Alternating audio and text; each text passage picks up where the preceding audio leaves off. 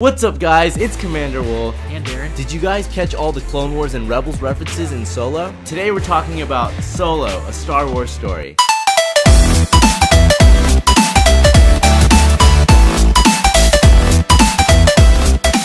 Starting off with the beginning of the movie, I really liked seeing the Star Destroyers being constructed and how it showed how the Empire was just starting to grow. So something I didn't know was that Corellia was a shipbuilding planet. I know that the Millennium Falcon is a Corellian freighter, but I just never knew that about Corellia. But once kind of Han basically escapes from the planet, Kira doesn't, she gets captured, is when we've kind of find out how he gets his name, right? I hated how he got his name. I just feel like Han Solo is the type of character who, he's his own person and he doesn't need anyone to tell him who he is. Well, it's almost ironic, right? Because he ends up being a big part of the rebellion, yet the Empire is the one that gave him his last name. Exactly. So I was unaware that Han Solo was part of the Empire, enlisted to be in the Empire as a pilot. I liked how he joined the Empire. Yeah. I thought that was really cool. But I guess he ended up not kind of fulfilling that as a pilot. But that's where he meets Chewbacca. Personally, I loved how he met Chewbacca. I'm kind of mixed about that. Chewbacca, who's been in basically every Star Wars movie, if you think about it. This guy was a pretty important part of the Clone Wars. He was a pretty important part of the rebellion. To kind of see him be so kind of demolished in the Imperial kind of prison, you know, just it was disappointing to see that. It was actually depressing to see that.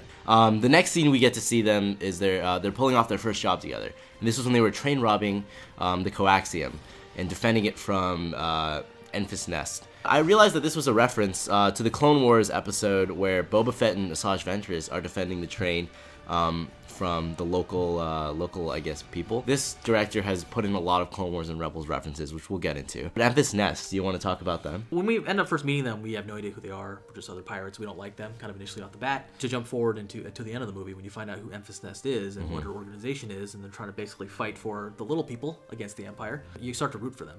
And you kind of feel better for Han, because he did actually end up supporting them and giving them the Coaxium at the end. Probably a lot of the Coaxium that Han gave them probably went to powering the Rebel ships later on we see in the rest of the movies. So there were tons of people excited for the Kessel Run. I was kind of underwhelmed by how the Kessel Run ended up being a pirate's navigating course. Yeah, so it's like this maelstrom, right? Is what they called it. So it's just like this nebula of like crashing planets essentially, and apparently monsters that were in there as well. But they made it kind of seem like it's like a race, right? Or some type of like feat to actually do it in under a certain amount of parsecs. But to figure out that it's just this like course you get through.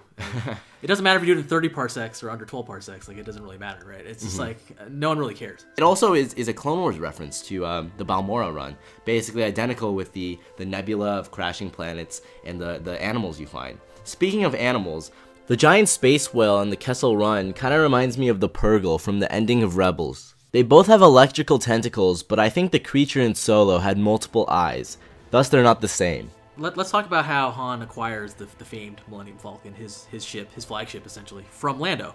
So we knew from the older movies that he won the ship from a game of cards, I believe, from Lando, yeah. Which we find out is Sabbat, which is a big game. If you played the Old Republic, you actually end up playing Sabbat. I think Lando as a character, when you meet him, at least Donald Glover, who plays Lando, did a really good job with it. He kind of lived what Billy D. Williams did with that character. You find out he's kind of a card cheat as well. Like the only way he's winning is by pulling like cards from under his sleeve. But like Han also figured it out, and that's how he was able to win. So I thought that was really cool. When Lando talked to Beckett, he recognizes him as the person who killed Aurra Sing, who is also another Clone Wars reference. And it's revealed that she actually does die. They also name drop Bossk as well. So Lando has a droid named L337. Completely hated this character. This is my least favorite character in the film.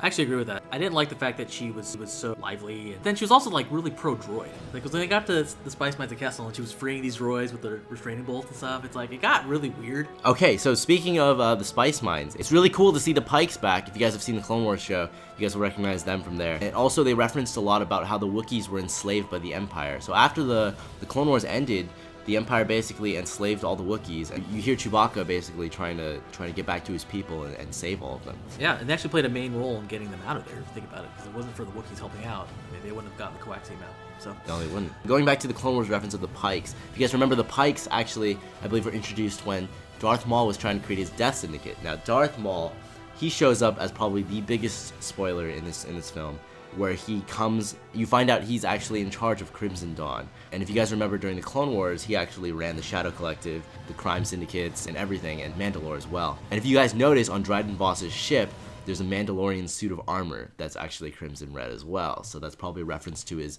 his whole establishment that he had during his reign over Mandalore.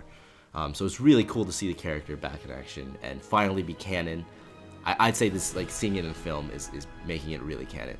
This is the first time we've seen him since Phantom Menace. It's been a long time. I agree. I'm actually curious to see kind of how Qi'ra evolves as a character now that we know that she's kind of in leagues with Darth Maul, and I want them to expand on that. So if we ever get a movie kind of next on that, I think that'd be great. That'd be fantastic.